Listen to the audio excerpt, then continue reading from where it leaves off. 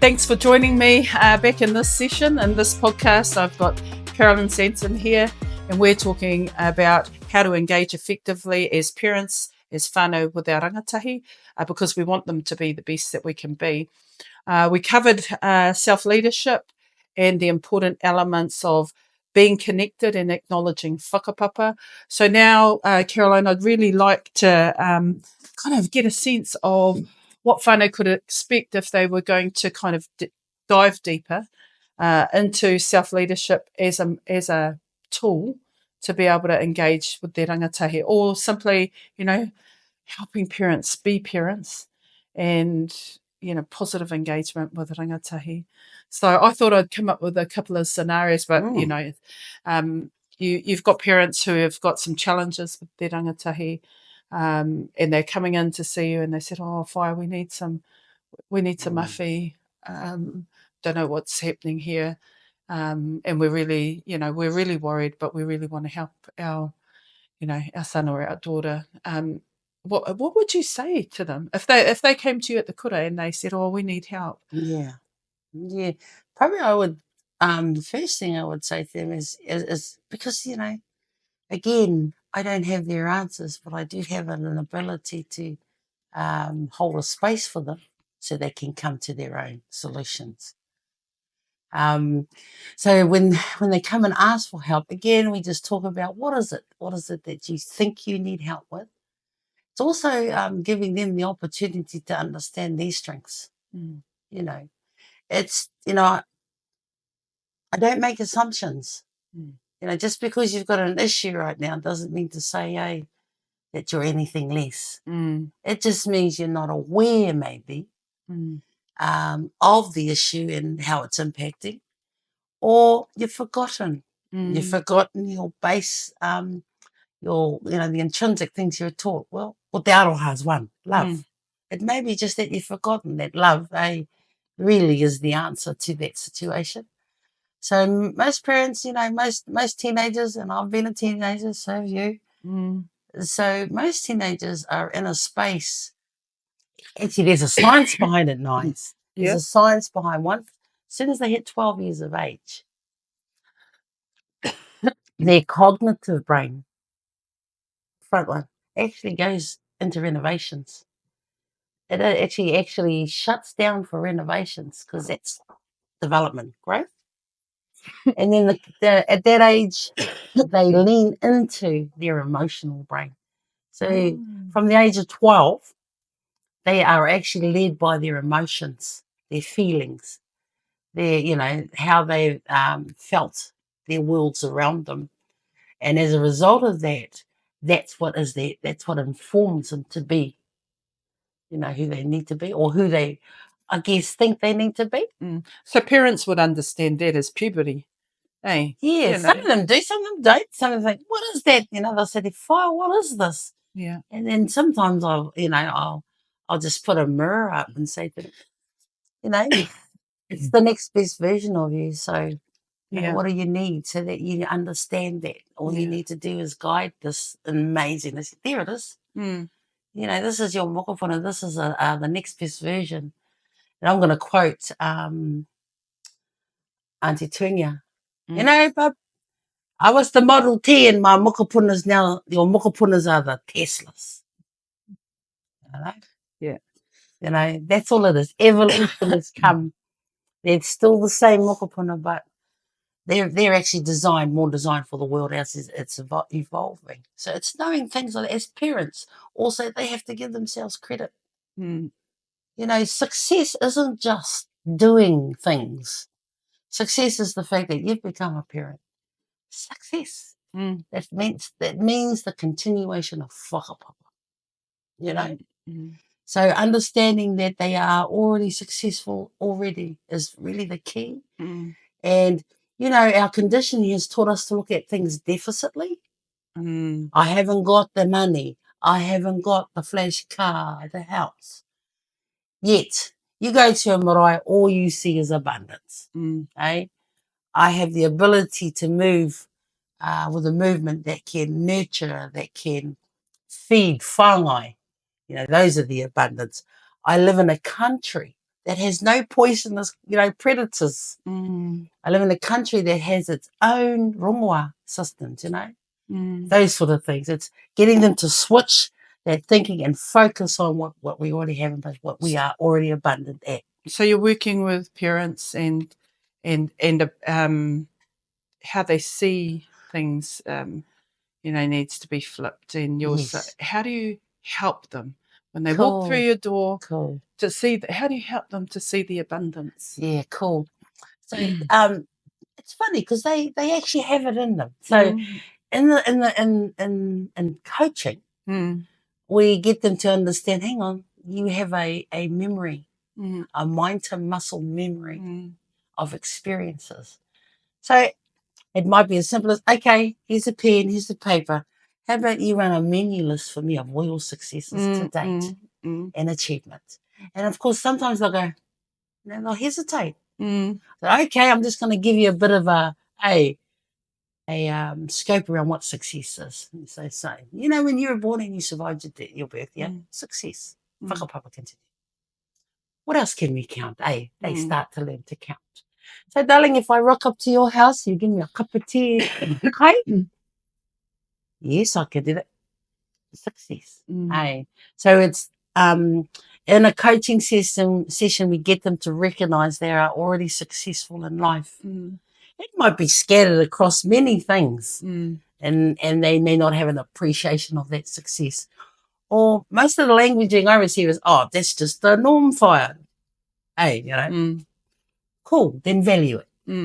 Value it and understand that your tupuna have done a good job. They've done a good job with you, because you recognize that. Most of our young parents know they have a feeling, but they just need confirmation sometimes, Naya. Fire, some of them will say, Fire, sometimes I have these dreams. And, they could be frightened or they could be confused. So we'll talk about that, So what do you think the message is? What do you think? What did you learn from those dreams? Or sometimes they'll say, Fire, they'll say things that you and I both know it's really them experiencing their wairuatanga. Their wairuatanga. Then there's the extreme. Sometimes they're too wairuatanga. Fire. And what you've got to do is acknowledge the gift that sits in front of you.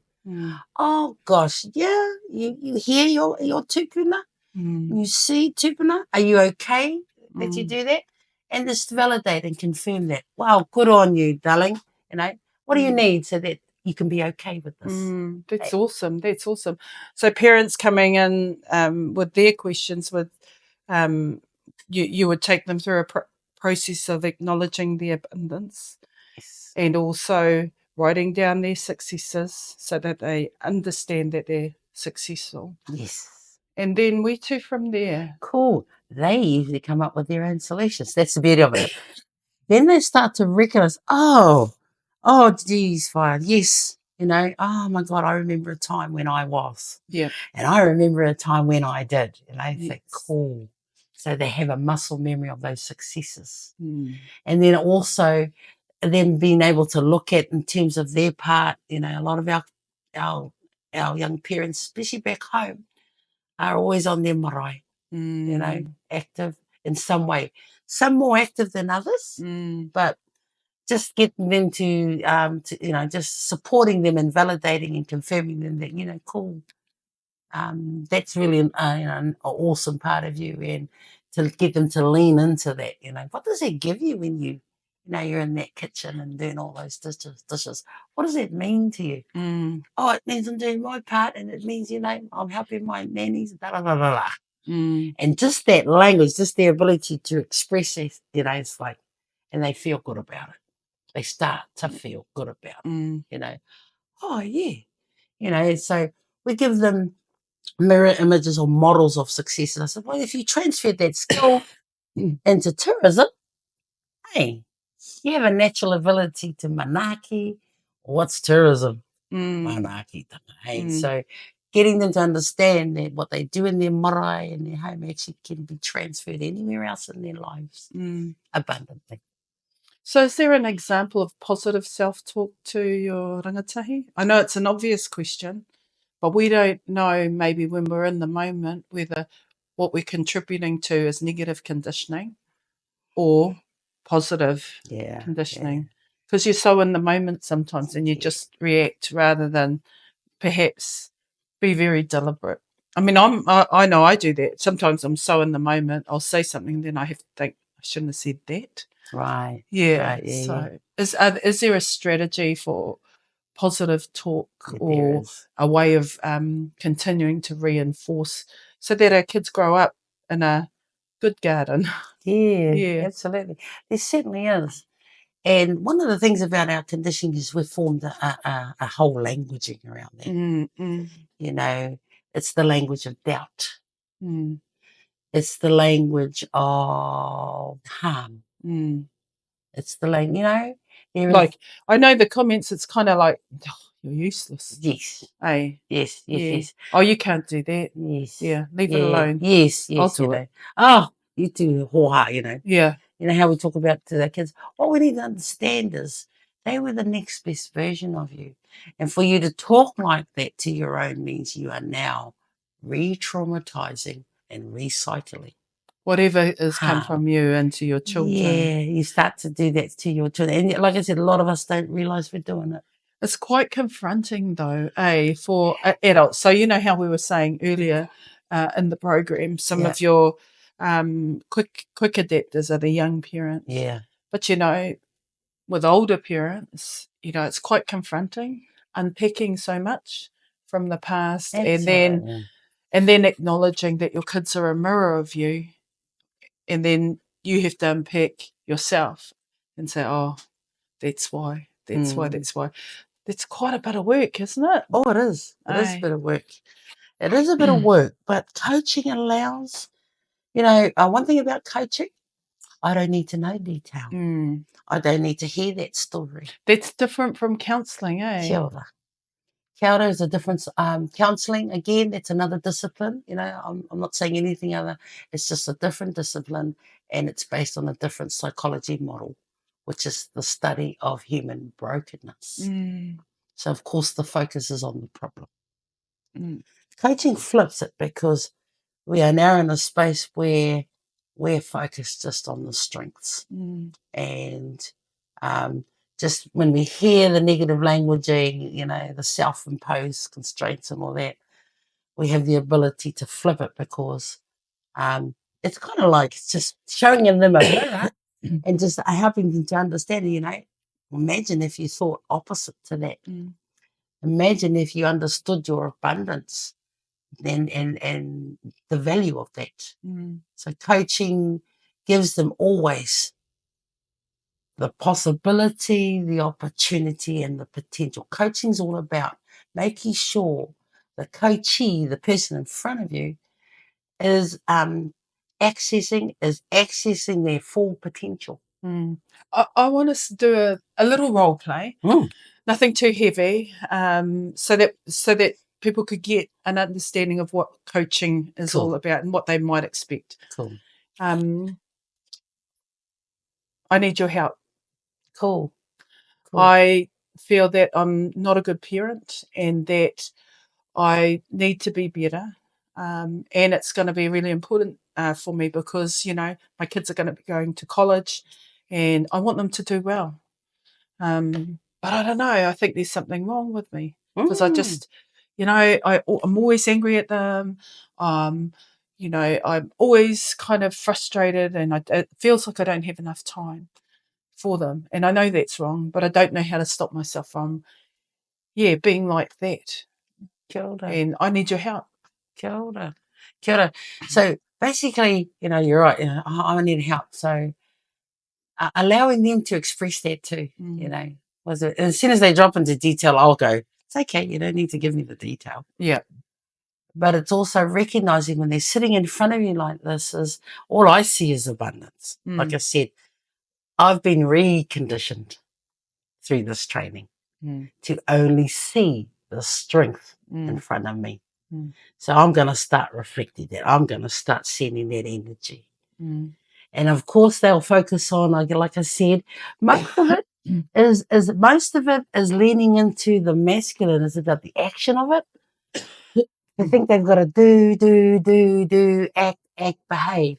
But really what I'm giving them back is the balance. Actually, do you understand what being is?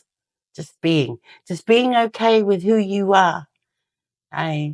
And understanding that you're already a success. You frame them up. You were already a success yourself the day you were born. Yeah. Yep. Welcome to teenagehood. And just tell them, welcome it in. And yes, it's a rocky road and it's a rocky journey, but also giving them the tools to listen and hear their children. Giving them the allowing them to, because most behaviours are learned. So I might even coach that and say, where did you learn that? That you're not a good enough parent. Where did you learn that from? And then they'll have to look at themselves and think, yeah.